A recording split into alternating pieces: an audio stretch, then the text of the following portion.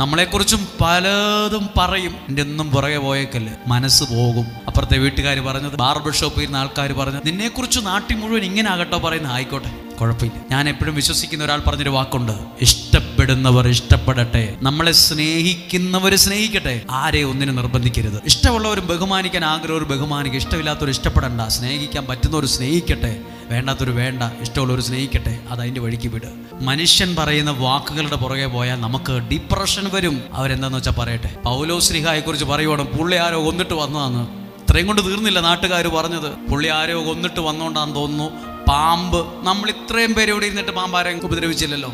ഈ പാമ്പ് ഇവിടെ പെട്ടെന്ന് ആഫ്രിക്കയിൽ നിന്നും വന്നതല്ലല്ലോ. പെട്ടെന്ന് ഈ പാമ്പ് എങ്ങനെ വന്ന് കൃത്യം ആ വിറകിൻ്റെ അടി പാമ്പിരിക്കുന്നു, അത് നിന്റെ കയ്യെ തന്നെ ചുറ്റുന്നു.